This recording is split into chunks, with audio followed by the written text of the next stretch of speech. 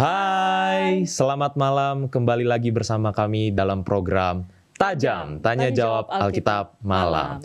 Bersama saya, Cato Lemuel. Dan saya, Emi Pontoan. Dan pada malam ini tentunya kami datang membawa pertanyaan-pertanyaan yang menarik untuk dibahas, ya Kak Emi. Dan tentunya kami berterima kasih kepada para pemirsa, para penonton, ya, yang sudah memberikan beberapa pertanyaan. Dan jika pada malam ini para pemirsa mungkin memiliki pertanyaan-pertanyaan yang ingin untuk dijawab, boleh langsung tulis di kolom komentar, kemudian tulis di live chat, atau mungkin bisa juga melalui nomor WhatsApp yang tertera di layar pemirsa. Baik, tanpa berlama-lama kita akan membacakan ayat tema kita yang akan dibacakan oleh Kak Emi. Saya baca di dalam Ibrani 4 ayat 12. Ibrani 4 ayat 12 dikatakan, sebab firman Allah hidup dan kuat dan lebih tajam daripada pedang bermata dua manapun. Ia menusuk amat dalam sampai memisahkan jiwa dan roh, sendi-sendi dan sumsum. Ia sanggup membedakan pertimbangan dan pikiran hati kita. Kita akan mulai acara kita malam ini ya, untuk membacakan pertanyaan. Tapi sebelumnya mari kita sama-sama berdoa. Kita berdoa. Ya Tuhan Allah kami yang di surga, kami bersyukur oleh karena kesempatan kami boleh kembali mengenal Tuhan, bahkan mempelajari pendalaman Alkitab lebih jauh lagi. Kami berdoa, memohon, berkati kami semua yang ada di studio, berkati pendeta yang akan membagikan penjelasan, dan juga para pemirsa, kiranya ketika kami berdiskusi, ketika kami mendengar pelajaran tentang firman Tuhan ini, boleh menambah iman, bahkan kasih kami kepada Tuhan, dan juga pengenalan kami akan Tuhan. Terpujilah nama Tuhan, kami berdoa dan memohon, serta bersyukur di dalam nama Yesus yang adalah Tuhan dan Juru Selamat kami. Amin. Amin. Baik, pemirsa, tentunya kita tidak berdua saja di sini. Malam ini juga kita ditemani oleh Pendeta Richard Sabuin. Shalom, selamat malam Pendeta. Ya, shalom untuk Cato dan juga untuk Emi. Selamat malam, salam sejahtera. Dan juga untuk teman-teman, umat-umat Tuhan, dan siapapun yang kebetulan singgah menyaksikan acara ini di channel YouTube dari Hope Channel Indonesia. Tuhan memberkati. Baik, terima kasih Pendeta. Baik, kita langsung ke pertanyaan yang pertama. Karena ini menarik banget pertanyaannya, Pendeta. Ada dari Saudara Melki Lincewas. Apakah hari persiapan itu adalah hari Jumat? Boleh Pendeta untuk dijawab. Terima kasih. Pertama-tama kita lihat di mana ditulis kata hari persiapan. Salah satu ayat yang menuliskan kata-kata hari persiapan adalah terdapat di dalam Lukas pasal yang ke-23. Lukas pasal yang ke-23. Kita baca di ayat yang ke-54. Baik, Lukas 23 ayat yang ke-54. 54. Di sini tertulis, hari itu adalah hari persiapan dan Sabat hampir mulai. Ya, jadi ada satu hari yang disebut sebagai hari persiapan, dan hari persiapan itu adalah hari sebelum hari Sabat. Jadi ayat 54 ini menyebutkan ada dua hari. Yang pertama hari persiapan, yang kedua adalah hari Sabat.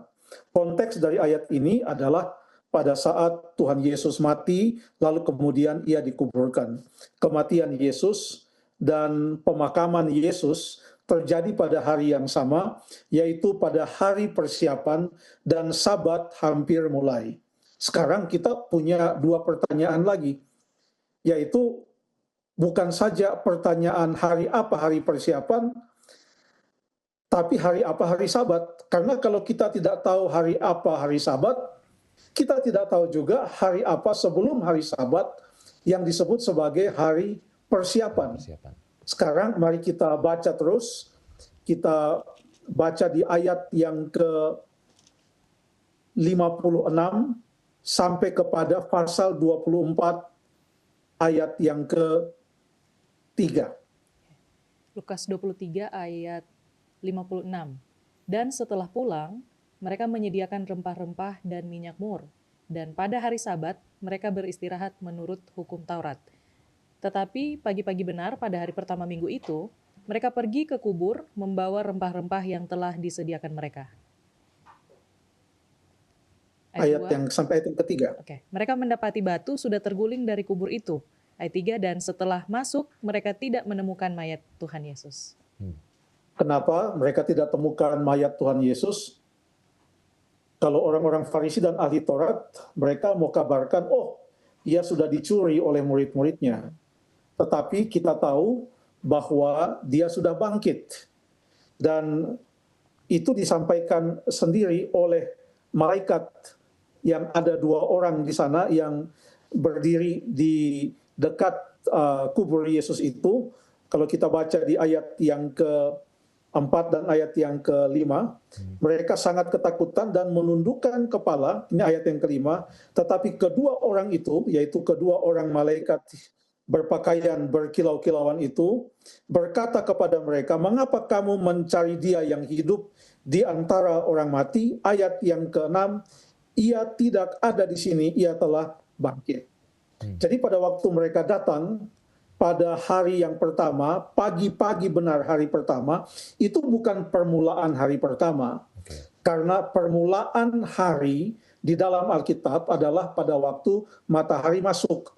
Jadi hari pertama itu sudah dimulai beberapa jam sebelumnya pada waktu matahari terbenam. Lalu perempuan-perempuan yang membawa rempah ini datang pada pagi-pagi benar pada hari pertama itu. Dan Yesus sudah bangkit. Sekarang mulai dari ayat yang ke-54, pasal 23, sampai kepada pasal 24 ayat yang ke-5, cerita tentang kematian, pemakaman, dan kebangkitan Yesus ini mencakup 3 hari yang berbeda. Yaitu hari persiapan, itulah hari ia mati dan dikuburkan. Kemudian yang berikut adalah hari Sabat. Lalu kemudian yang berikut adalah hari pertama minggu itu. Sekarang kita sudah ada petunjuk untuk mengetahui hari apa hari persiapan. Kenapa ada petunjuk? Karena Yesus bangkit pada hari pertama minggu itu. Dan hari pertama dalam setiap minggu tidak pernah berubah. Selalu hari pertama di dalam Alkitab, dalam setiap pekan, setiap minggu, hari pertama adalah hari pertama, yaitu hari Minggu, semenjak penciptaan. Jadi kalau hari pertama adalah hari Minggu, dan kita semua tahu ia bangkit pada hari Minggu pagi-pagi, benar, maka hari sebelum hari Minggu itu adalah hari yang ke-7. Karena hari Minggu adalah hari yang pertama. Sebelum hari pertama, hari ke-7. Tidak ada hari yang ke-8. Ya, betul. Hari ke-7, itulah hari Sabat. Lalu sebelum hari Sabat, itulah hari yang ke-6. Yang disebut sebagai hari persiapan. Dengan demikian, Yesus mati pada hari persiapan, dan hari persiapan itu adalah hari Jumat. Yesus dikuburkan pada hari persiapan, lalu kemudian pada hari Sabat ia berada di dalam kubur, lalu kemudian pada hari Minggu pagi-pagi benar ia sudah tidak ada dalam kubur karena ia sudah bangkit. Jadi ada 3 hari, yaitu hari persiapan, hari Sabat, dan hari pertama. Atau dengan kata lain, hari Jumat, hari Sabtu, dan hari Minggu. Itulah 3 hari Yesus mati. Baik, terima kasih pendeta. Jadi sudah sangat jelas tadi ya, di Alkitab tuh udah dikasih tahu bahwa hari persiapan itu ya jatuhnya di hari Jumat. Iya, ada jadi, petunjuknya ya. Iya betul, jadi udah nggak ada lagi persiapan di hari ke-7 atau hari ke-7. Baik, terima kasih banyak pendeta. Ya, saya akan bacakan pertanyaan selanjutnya Pak Pendeta. Dari pemirsa atas nama Frankie Andara. Pertanyaannya demikian. Dalam 2 Petrus 1 ayat 20 dan 21, Alkitab ditulis oleh dorongan Roh Kudus. Namun bagaimana dengan penerjemahannya? Bukankah itu termasuk tafsiran? Bagaimana dapat yakin Alkitab telah diterjemahkan atau ditranslate dengan tepat? Silakan Pak Pendeta. Terima kasih untuk pertanyaan ini. Tolong dibaca ayatnya. 2 Petrus 1 ayat 20 dan 21. Yang terutama harus kamu ketahui ialah bahwa nubuat-nubuat dalam kitab suci tidak boleh ditafsirkan menurut kehendak sendiri. Sebab tidak pernah nubuat dihasilkan oleh kehendak manusia, tetapi oleh dorongan Roh Kudus, orang-orang berbicara atas nama Allah. Menurut ayat ini, Cato dan Emi, benar atau salah? Saya bertanya, kitab suci tidak boleh ditafsirkan, benar atau salah? Kitab suci tidak boleh ditafsirkan, salah pendeta. Salah. Kenapa salah? Tidak boleh yang salah itu adalah tidak boleh ditafsirkan oleh pikiran sendiri. Terima kasih. Jadi Alkitab boleh ditafsirkan. Justru harus ditafsirkan, dijelaskan, diterangkan supaya dapat dipahami. Tetapi tidak boleh dijelaskan atau ditafsirkan menurut kehendak sendiri. Kenapa tidak boleh ditafsirkan menurut kehendak sendiri? Oleh karena Alkitab ini adalah hasil ilham Roh Kudus. Orang-orang mendapatkan inspirasi Roh Kudus berbicara atas nama Allah. Kalau Alkitab ini bersumber dari Roh Kudus, dari Allah, maka tidak boleh ditafsirkan menurut kehendak kita. Yang paling tepat adalah menafsirkannya sesuai dengan apa yang Alkitab mau itu ditafsirkan. Di mana Alkitab menerangkan Alkitab itu sendiri. Membaca Alkitab Perjanjian Baru, kita harus melihat Alkitab Perjanjian Lama. Ada banyak nubuatan-nubuatan yang disebutkan dalam Alkitab Perjanjian Lama yang kegenapannya dituliskan di Alkitab Perjanjian Baru. Ada banyak hal-hal yang dituliskan di dalam Alkitab Perjanjian Baru yang telah diindikasikan, yang sudah disebutkan, yang sudah dijanjikan di dalam Alkitab Perjanjian Lama. Jadi yang pertama, Saudara Frankie Andara, Alkitab boleh ditafsirkan dan harus ditafsirkan menurut tuntunan Roh Kudus, kehendak Allah. Tidak boleh atas kehendak kita sendiri. Coba kita lihat salah satu contoh di dalam Alkitab, bagaimana Alkitab itu harus ditafsirkan atau dijelaskan. Mari kita buka di dalam Kisah pasal yang ke-8. Kisah pasal yang ke-8, mulai ayat yang ke-26. Saya baca. Kemudian berkatalah seorang malaikat Tuhan kepada Filipus, katanya, bangunlah dan berangkatlah ke sebelah selatan menurut jalan yang turun dari Yerusalem ke Gaza.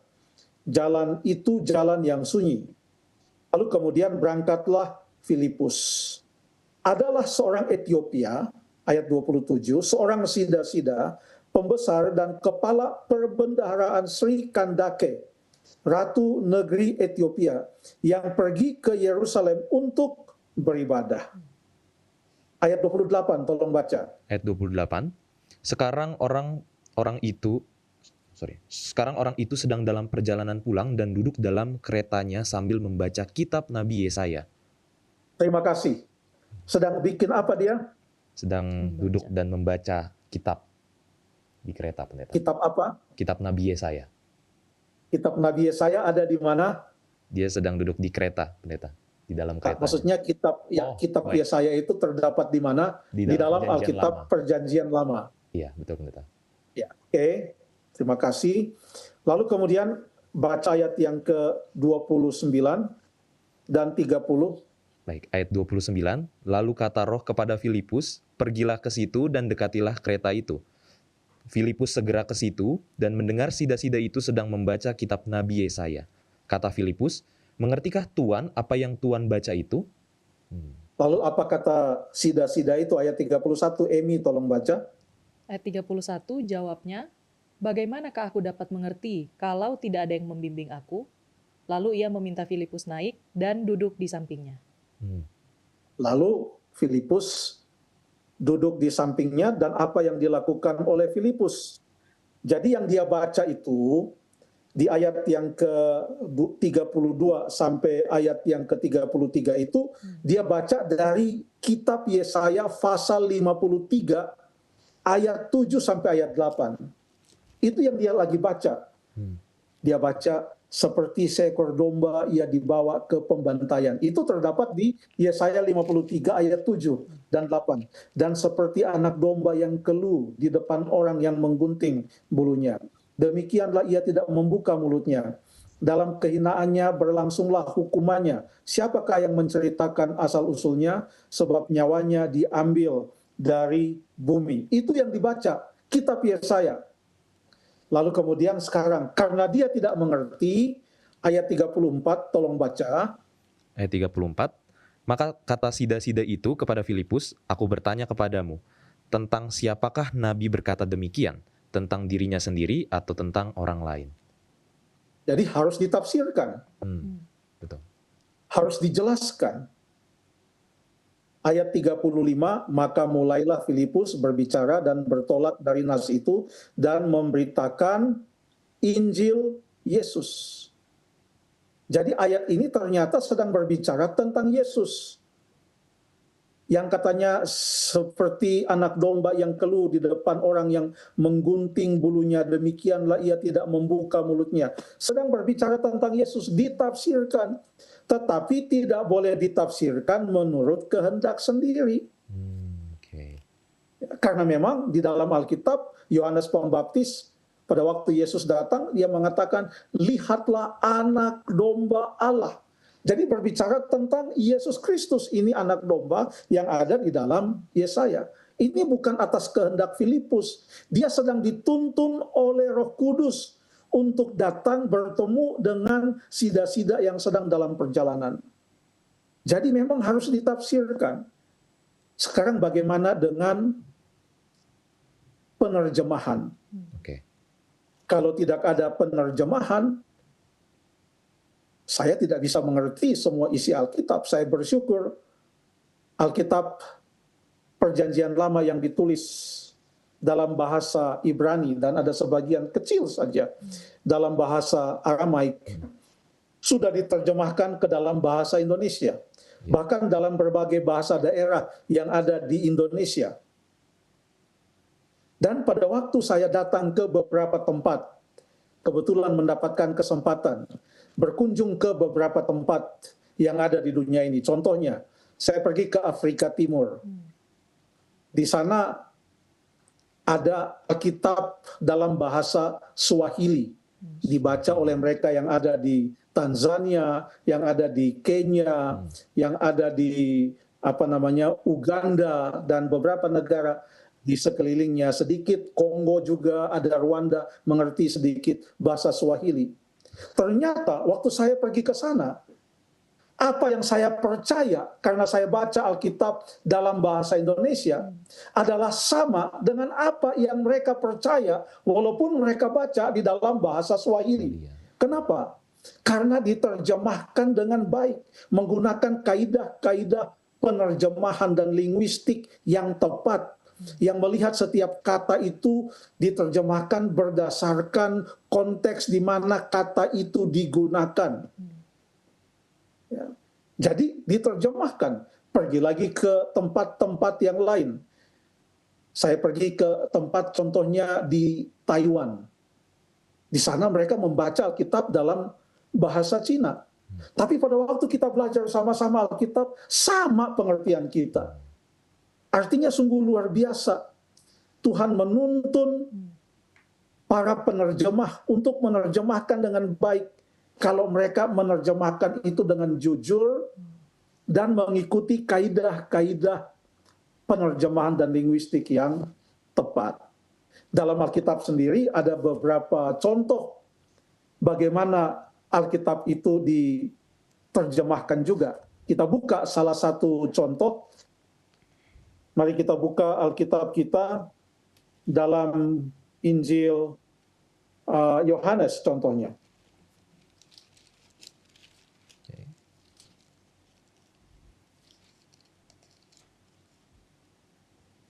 Yohanes pasal yang pertama kita baca ayat yang ke-41 dan 42. Yohanes 1 ayat 41 dan 42. Andreas Ya. mula-mula bertemu dengan Simon, saudaranya, dan ia berkata kepadanya, "Kami telah menemukan Mesias," artinya Kristus. Ia membawanya kepada Yesus. Yesus memandang dia dan berkata, "Engkau Simon, anak Yohanes, engkau akan dinamakan Kefas," artinya Petrus. Terima kasih. Kefas artinya adalah Petrus. Lalu kemudian kita boleh baca juga contohnya di ayat yang ke-38. Ayat 38, tetapi Yesus menoleh ke belakang. Ia melihat bahwa mereka mengikut dia lalu berkata kepada mereka, "Apakah yang kamu cari?" Kata mereka kepadanya, "Rabi," artinya guru, "di manakah engkau tinggal?" Terima kasih. Rabi artinya apa? Guru. Dikasih tahu. Yang dalam bahasa Ibrani atau bahasa Aramaik sekarang diterjemahkan menjadi bahasa Yunani yang artinya dalam bahasa Indonesia adalah guru. Jadi ada bagian-bagian Alkitab yang pada waktu diterjemahkan dikasih tahu ini dalam bahasa Aram, ini dalam bahasa Ibrani, ini artinya dalam bahasa Yunani. Ya, saya hanya memberikan 1-2 contoh hanya dari dalam Injil Yohanes. Jadi penerjemahan itu penting. Penafsiran itu penting. Asal ditafsirkan tidak dengan kehendak sendiri, tapi oleh tuntunan Roh Kudus. Untuk menerjemahkan, jangan pakai kita punya kosakata sendiri, tapi menggunakanlah makna kata yang diterima oleh semua orang, karena memang itulah makna atau arti dari kata tersebut. Lalu dilihatlah bagaimana penggunaan kata itu di dalam konteks cerita tersebut. Jadi tidak ada masalah. Terima kasih. Baik, terima kasih Pendeta. Wah, ini menarik banget ini. Iya, Kalau penjelasan Pendeta sudah sangat jelas. Tadi ada yang saya highlight yang Pendeta bilang, penerjemah itu juga kalau mereka jujur sesuai dengan kaidah dituntun oleh Roh Kudus ya Pendeta. Sama seperti orang yang menulis Alkitab ini. Jadi karena Roh Kudus yang memberikan ilham, maka Roh Kudus yang sama juga yang bisa menolong manusia. Saya tambahkan sedikit, kalau untuk penulis-penulis Alkitab, mereka diilhami, diinspirasi. Yang menerjemahkan, walaupun mereka tidak diinspirasi, tidak semua orang menerima inspirasi. Saya tidak menerima inspirasi, tapi saya menerima penerangan yang datang dari Roh Kudus. Semua kita membutuhkan Roh Kudus untuk menuntun kita, tetapi tidak semua kita dalam makna teologisnya inspirasi, mendapatkan ilham sehingga kita menjadi penulis Alkitab. Alkitab ini cukup hanya 66 kitab, Perjanjian Lama dan Perjanjian Baru. Terima kasih. Terima kasih. Baik, terima kasih Pendeta. Kita langsung ke pertanyaan selanjutnya. Ini ada dari saudari Neni Pio. Pendeta, apakah seseorang harus bertobat dulu baru diampuni? Kalau dia berbuat dosa, minta ampun, tapi masih melakukan dosa, apakah diampuni atau enggak? Boleh dijawab, Pendeta. Terima kasih. Ya. Jadi kita baca beberapa ayat. Yang pertama kita buka di dalam Kisah pasal yang kedua, ayat yang ke-38. Oke. Kisah 2 ayat ke-38. Ayat yang ke-38. Jawab Petrus kepada mereka, "Bertobatlah dan hendaklah kamu masing-masing memberi dirimu dibaptis dalam nama Yesus Kristus untuk pengampunan dosamu, maka kamu akan menerima kuasa karunia Roh Kudus." Baik, apa yang dikatakan di sana? Mana yang datang duluan? Bertobat dulu Bertobat dulu. atau diampuni dulu? Kita datang dulu, bertobat dulu. Bertobat dulu, ya. Jadi penting itu pertobatan. Saya tidak mungkin diampuni kalau saya tidak datang menyesali dosa-dosa saya, lalu memohon pengampunan dan bertobat. lalu kemudian saya diampuni. Tapi saya manusia yang lemah. Sekalipun saya sudah diampuni, bisa saja saya jatuh lagi di dalam dosa yang sama mungkin. Tuhan Yesus mengajarkan di dalam Matius pasal 18 ada satu perumpamaan pada waktu Petrus bertanya, berapa kalikah saudara saya berbuat dosa dan saya mengampuni? Sampai 7 kalikah? Lalu Yesus menjawab, bukan 7 kali, tetapi 70 kali 7 kali. Itu kita memaafkan sesama kita. Apalagi Allah memaafkan kita.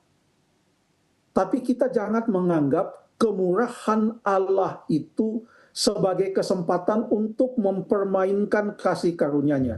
Tidak apa-apalah, buat saja. Nanti Tuhan Allah akan mengampuni.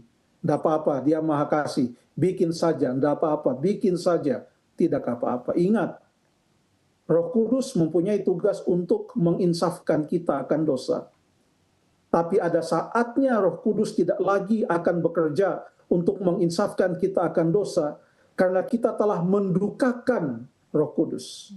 Itu yang dikatakan di dalam Efesus pasal yang keempat, ayat yang ke-30. Tolong dibaca. Efesus 4 ayat yang ke-30. Efesus 4 ayat 30. Dan janganlah kamu mendukakan Roh Kudus Allah yang telah memeteraikan kamu menjelang hari penyelamatan.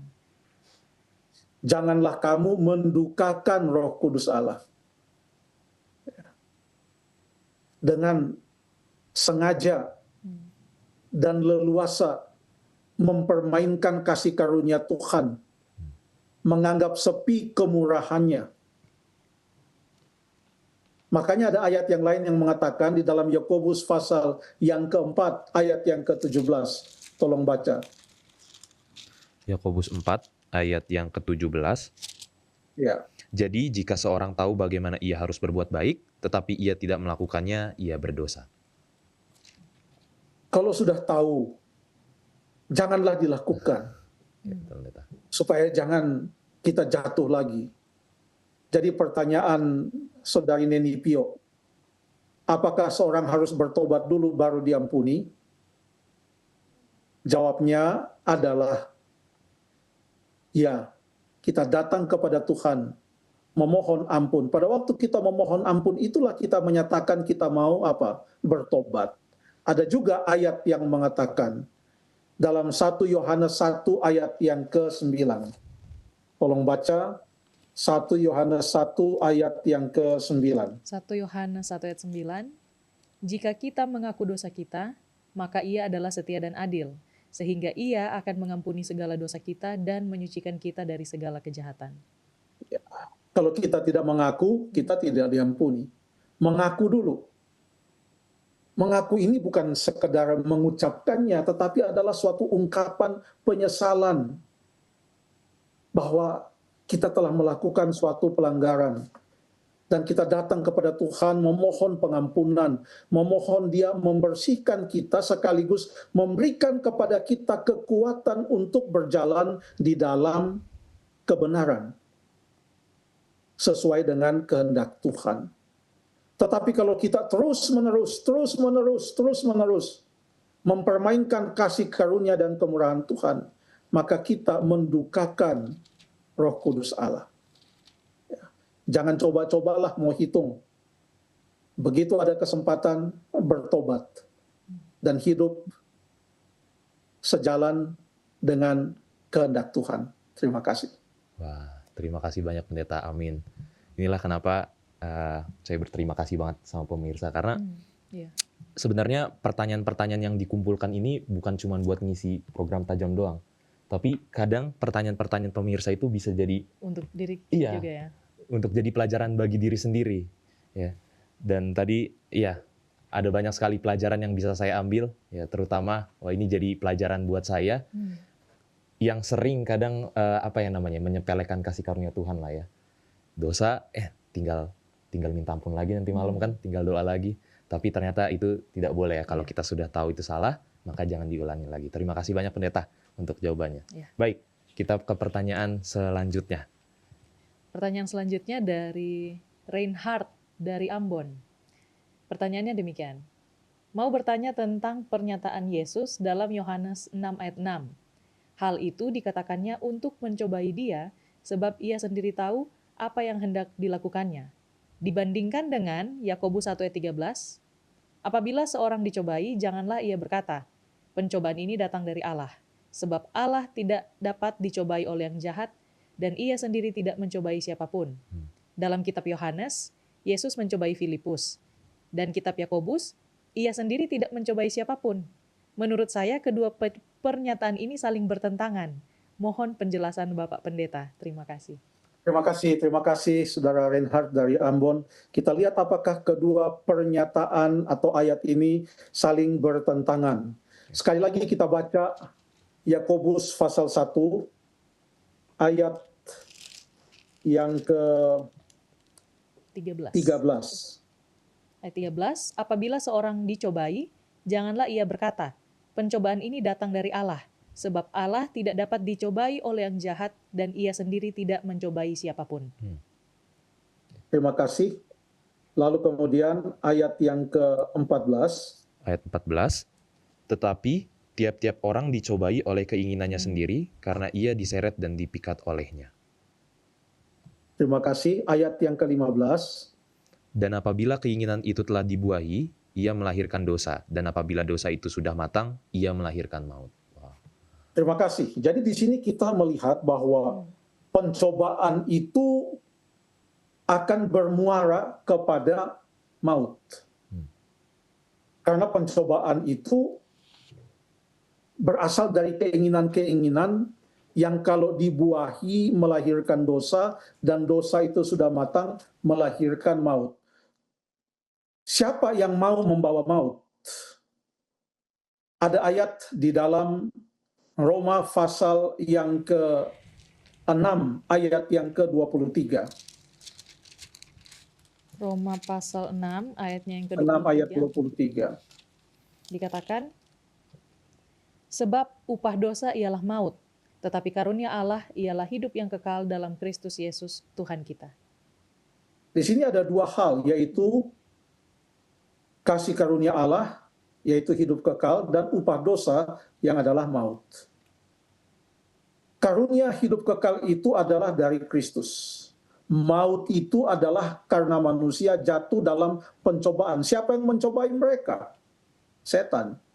Kejadian pasal yang ketiga menceritakan bagaimana setan membujuk Hawa dengan mengatakan bahwa sekali-kali engkau tidak akan mati. Tapi Allah mengetahui bahwa pada hari engkau memakan buah itu, engkau akan menjadi sama seperti Allah, tahu tentang yang baik dan tentang yang jahat. Tujuannya apa? Bukan mau menguatkan iman Hawa, tapi supaya Hawa jatuh dalam dosa, dan upah dosa adalah apa? Maut. Jadi pencobaan itu bertujuan mendatangkan maut.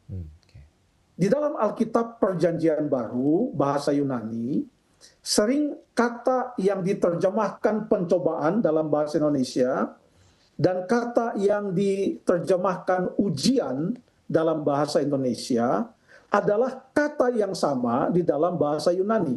Demikian juga dengan kata kerjanya, mencobai dan menguji.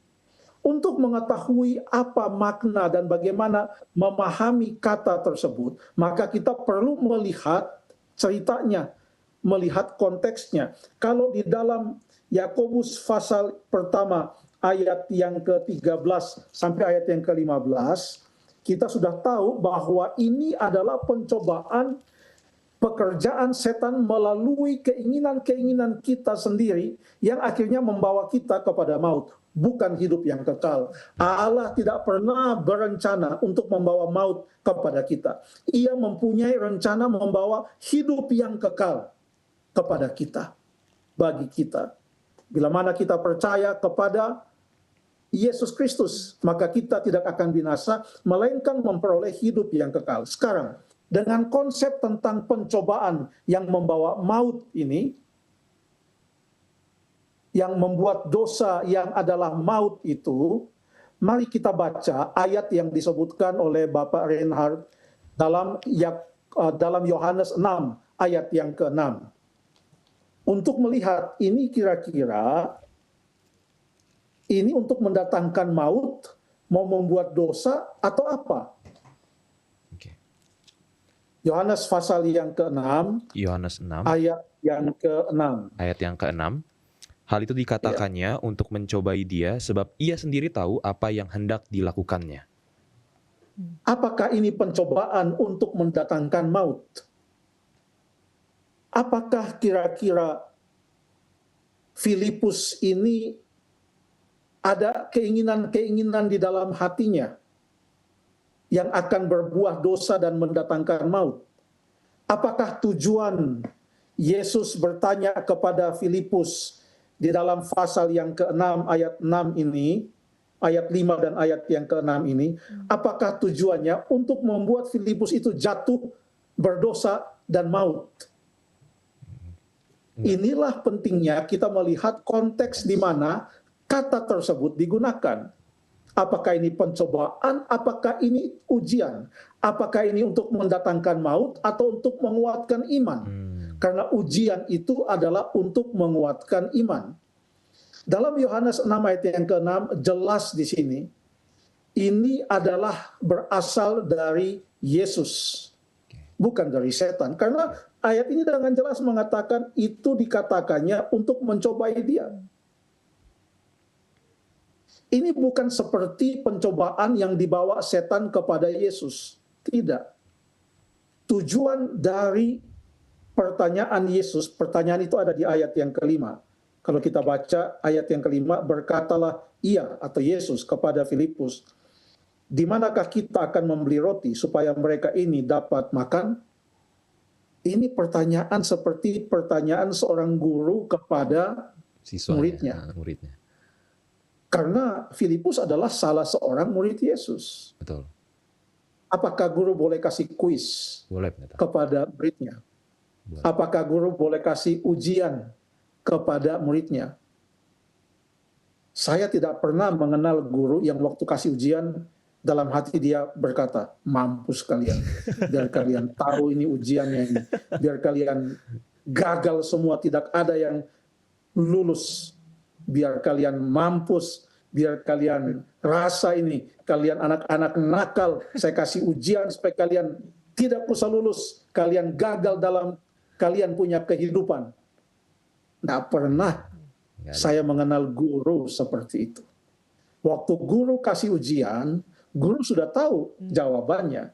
Tapi dia tanya kepada murid-muridnya atau siswa-siswinya, supaya kalau mereka bisa menjawab itu, maka mereka naik kelas.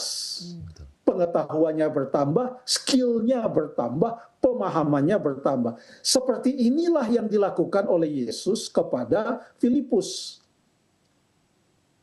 Karena dalam Injil Yohanes juga, Tuhan Yesus disebut sebagai guru dan sebagai Tuhan.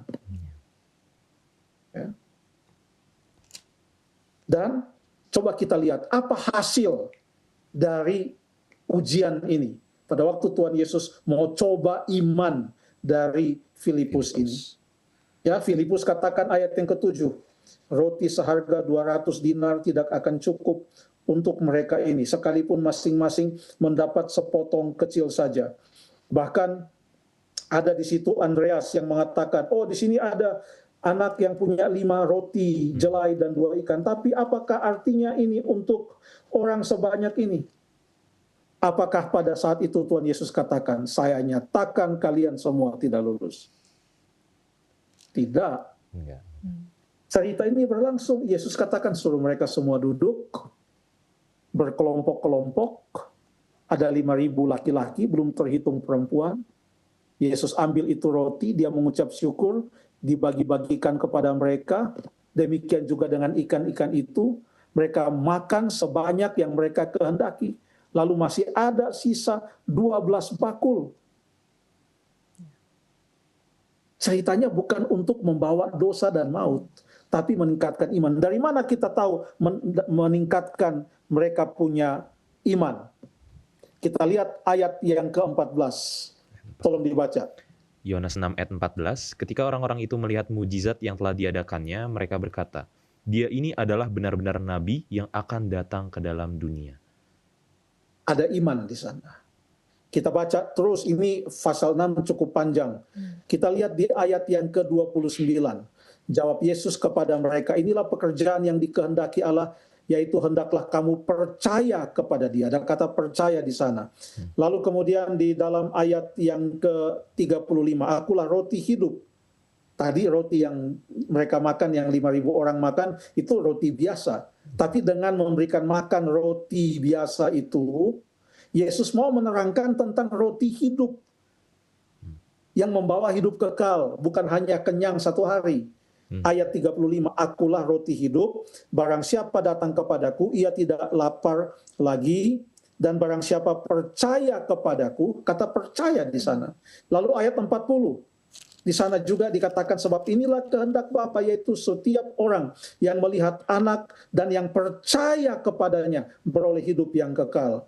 Ayat yang ke-47, aku berkata kepadamu, sesungguhnya barang siapa percaya, ia mempunyai hidup yang kekal. Jadi tujuan ujian, sekalipun menggunakan kata Yesus mencobai Filipus, itu bukan seperti pencobaan yang setan berikan kepada kita, kepada Yesus, kepada Petrus pada waktu Petrus menyangkal Yesus, mau membuat supaya Petrus betul-betul jatuh dan jauh dari Yesus.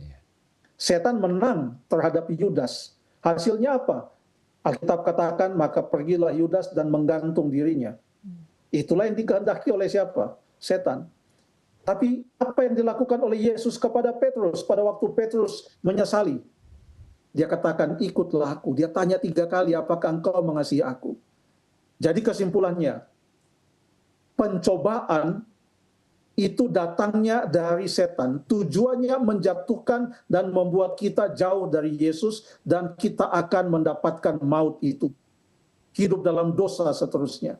Tapi ujian itu adalah sarana yang digunakan oleh Allah untuk membuat iman kita lebih kuat. Bisa saja seperti Ayub. Pada waktu Allah mengizinkan setan, silahkan, tapi jangan pegang dia punya nyawa. Sampai Ayub sakit, semua harta benda hilang, anak-anak meninggal, ternak-ternaknya, semua itu pekerjaan setan. Tujuan setan supaya apa? Supaya Ayub mengutuk Tuhan. Tetapi Tuhan menolong Ayub, sehingga itu ternyata menjadi ujian yang meningkatkan iman Ayub dan membuat Ayub lebih diberkati di dalam dia punya kehidupan. Amin. Betul, betul.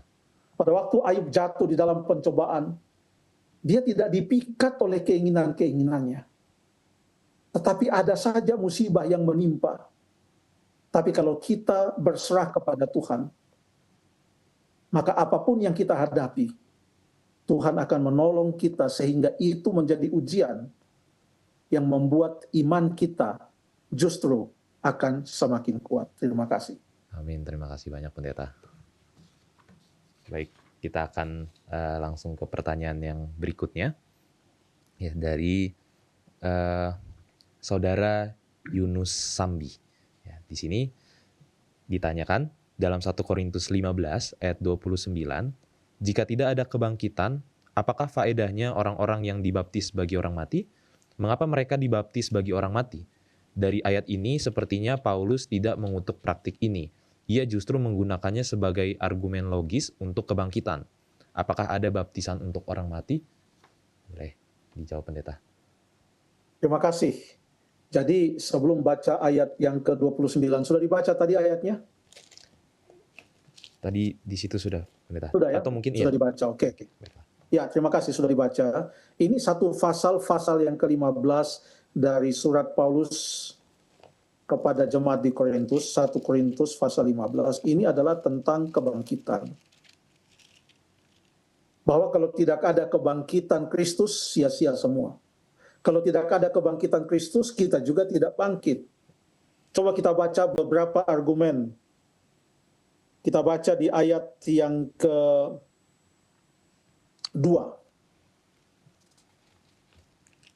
Ayat yang kedua. Dari 1 Korintus. Pasal 15. Oke, 1 Korintus 15 ayat 2.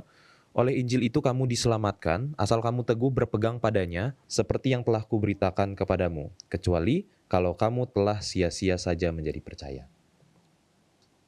Apa yang membuat orang sia-sia menjadi percaya? Apa yang membuat orang sia-sia menjadi percaya? Baca ayat yang ke-17. Dan sampai ayat yang ke-19. 1 Korintus 15 ayat 17 sampai 19. Dan jika Kristus tidak dibangkitkan, maka sia-sialah kepercayaan kamu dan kamu masih hidup dalam dosamu. Demikianlah binasa juga orang-orang yang mati dalam Kristus. Jikalau kita hanya dalam hidup ini saja menaruh pengharapan pada Kristus, maka kita adalah orang-orang yang paling malang dari segala manusia. Walau waktu mengikut Yesus, kita menghadapi banyak tantangan, tahu-tahu ternyata sia-sia semua yang kita buat kalau memang Kristus tidak bangkit. Jadi ayat ini sangat jelas. Jika Kristus tidak dibangkitkan, maka sia-sialah kepercayaan kamu dan kamu masih hidup dalam dosamu. Ayat yang ke-16. Sebab jika benar orang mati tidak dibangkitkan, maka Kristus juga tidak dibangkitkan. Baca juga ayat yang ke-13. Kalau tidak ada kebangkitan orang mati, maka Kristus juga tidak dibangkitkan. Semua menjadi sia-sia. Kita sudah percaya bahwa nanti Yesus datang, kita dibangkitkan. Ternyata tidak ada kebangkitan. Apa gunanya kita percaya? Jadi ayat ini tentang keampuhan percaya kita, makna dari percaya kita, bahwa itu tidak sia-sia. Kenapa? Karena Kristus Yesus sudah bangkit. Dan kebangkitannya itu nyata. Ada dalam sejarah. Dia mati, lalu kemudian dia bangkit. Lalu ayat yang ke-14, tolong baca. Ayat yang ke-14, tetapi andai kata Kristus tidak dibangkitkan, maka sia-sialah pemberitaan kami dan sia-sialah juga kepercayaan kamu. Artinya apa? Kalau Kristus tidak bangkit, tidak usah kita ada acara tanya jawab Alkitab malam. Ya betul. Kalau Kristus tidak bangkit, tidak perlu kita bertanya apa arti Alkitab ini, bagaimana kita supaya percaya, apakah kita bertobat dulu baru kita diampuni atau bagaimana. Tidak perlu. Kenapa? Sia-sia semua. Sia-sia. Karena Yesus tidak bangkit. Tapi yang jelas Yesus itu bangkit. Jadi semua ayat-ayat ini adalah argumen yang dinyatakan oleh Paulus kepada jemaat di Korintus, bahwa kebangkitan Kristus itu nyata dan telah terjadi, dan dia hidup, dia kekal. Untuk itu, maka kepercayaan kita kepadanya tidak akan sia-sia. Maka semua janjinya akan digenapi. Janji kebangkitan orang-orang yang mati dalam Kristus. Janji kedatangannya, janji tentang sorga, semua akan digenapi. Kenapa? Karena dia sudah bangkit. Sekarang, pertanyaan dari saudara Yunus Sambi ada di ayat yang ke-29. Kita baca lagi ayat yang ke-29. Silakan. Ayat 29, jika tidak demikian, apakah faedahnya perbuatan orang-orang yang dibaptis bagi orang mati? Kalau orang mati sama sekali tidak dibangkitkan, mengapa mereka mau dibaptis bagi orang-orang yang telah meninggal? Terima kasih. Ada yang mempunyai pendapat, penerapan atau pemahaman ayat ini adalah orang yang masih hidup bisa dibaptiskan atas nama atau demi keluarganya atau siapapun sahabatnya yang sudah meninggal. Karena yang sudah meninggal itu tidak sempat dibaptis. Jadi ada orang yang memahami ayat ini mengatakan, kalau gitu saya mau dibaptis, tapi ini bukan untuk saya mau dibaptis untuk yang sudah meninggal itu. Supaya yang meninggal itu bisa juga mendapatkan hidup yang kekal. Ada yang mempunyai pemahaman seperti demikian. Tetapi apakah memang itu pemahamannya? Kebenaran Alkitab ini adalah utuh dan tidak bertentangan satu dengan yang lain. Pertama-tama, kita sudah tahu ayat-ayat di dalam Alkitab. Contohnya kita baca di Pengkhotbah 9 ayat yang ke-10. Pengkhotbah 9 ayat yang ke-10. Pengkhotbah 9 ayat yang ke-10. Segala sesuatu yang dijumpai tanganmu untuk dikerjakan, kerjakanlah itu sekuat tenaga, karena tak ada pekerjaan, pertimbangan, pengetahuan, dan hikmat dalam dunia orang mati. Kemana engkau akan pergi? Terima kasih. Apa yang bisa dilakukan, dilakukan pada waktu hidup. Itu prinsip ayat itu. Kalau sudah meninggal, tidak bisa lagi berbuat apa-apa. Ya. Tidak ada lagi kesempatan. Hanya ada perubahan, pertobatan, pengampunan bagi mereka yang masih hidup. Makanya dalam Alkitab 1 Tesalonika 4 ada istilah mereka yang mati dalam Kristus. Itulah yang akan bangkit. Apa artinya mati dalam Kristus? Artinya mereka hidup dalam Kristus, dan pada waktu mereka mati, itu mereka mati pada saat mereka itu sedang hidup di dalam Kristus, mereka mati. Pada saat mereka mati, yaitu mati di dalam Kristus, tidak ada lagi perubahan apa-apa. Demikian juga kalau mereka mati di dalam kejahatan, tidak akan ada perubahan lagi. Alkitab sangat jelas tentang hal itu. Contoh lain lagi, coba kita baca di dalam Wahyu pasal yang ke-20. Wahyu pasal yang ke-20.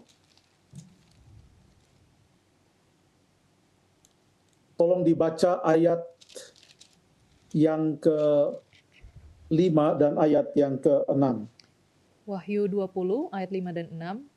Tetapi orang-orang mati yang lain tidak bangkit sebelum berakhir masa yang 1000 tahun itu.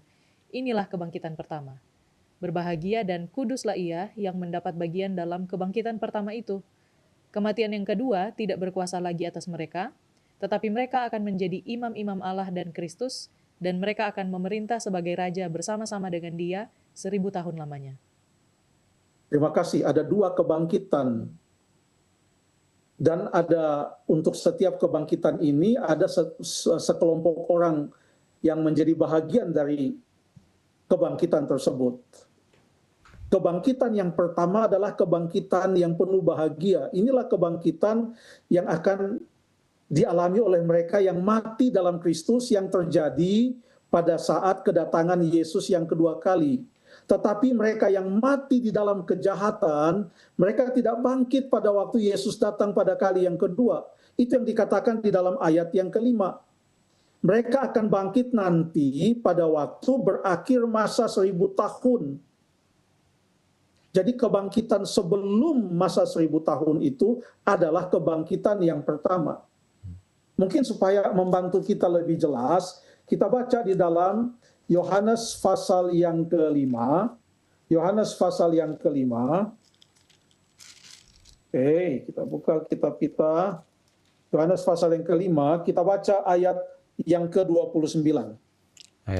Yohanes 5 ayat 29. Dan mereka yang telah berbuat... ayat 28 dan 29. Yohanes 5 ayat 28 dan 29.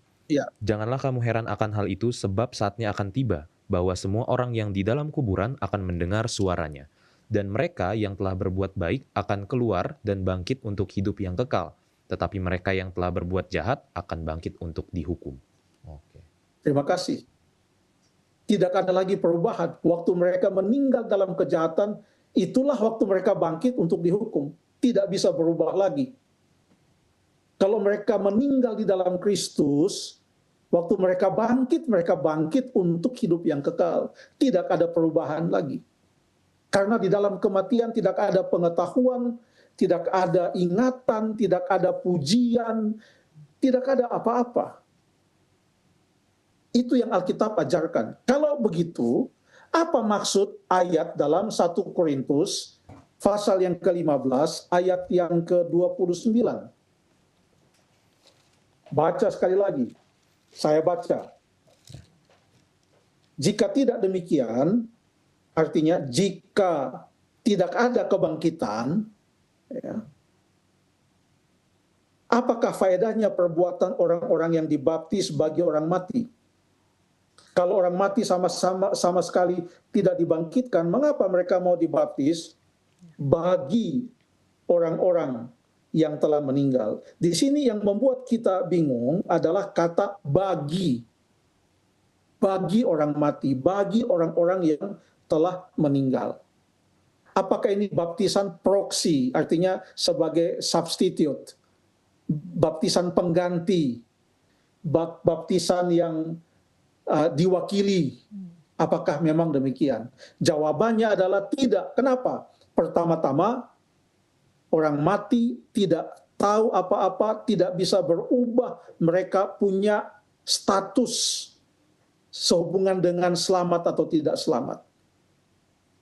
Kalau begitu, kunci untuk memahami arti ayat ini adalah apa yang dimaksudkan dengan kata bagi orang mati, bagi orang-orang yang telah meninggal. Kata depan yang dituliskan untuk kata bagi di dalam bahasa Yunani itu bukan hanya berarti bagi atau untuk atau demi, tapi itu juga bisa berarti karena atau lantaran, oleh sebab. Jadi apa yang dimaksudkan oleh ayat ini? Kalau tidak ada kebangkitan, apa faedahnya perbuatan orang-orang yang dibaptis lantaran orang yang sudah mati? Apa yang dimaksudkan dengan ayat ini? Orang-orang yang sudah mati itu, orang-orang yang dibaptis, mereka tahu bahwa orang-orang yang sudah meninggal itu, mereka meninggal di dalam pengharapan mereka akan kebangkitan Kristus. Orang-orang yang dibaptis itu melihat pengalaman hidup orang-orang yang telah meninggal itu. Luar biasa hidupnya. Teladan iman yang sungguh luar biasa. Dia percaya bahwa ada kebangkitan. Saya juga mau dibaptis. Saya mau jadi seperti dia. Karena kalau dia waktu hidupnya percaya ada kebangkitan. Dan ingat pada zaman Korintus banyak orang dianiaya karena kebenaran. Ini mati bukan hanya karena mati sakit. Tapi mati karena dianiaya. Karena mengikut Kristus. Karena iman mereka. Jadi teladan iman orang-orang yang sudah mati, teladan iman pada waktu mereka masih hidup dan sekarang mereka sudah mati, itu mendorong orang-orang untuk mengikuti teladan iman mereka, sehingga mereka mengambil keputusan untuk dibaptis. Inilah yang dimaksudkan oleh 1 Korintus 15 ayat yang ke-29.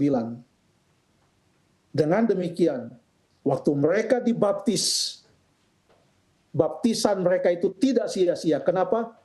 Karena mereka tahu itu orang-orang yang sudah mati itu mereka pasti akan bangkit.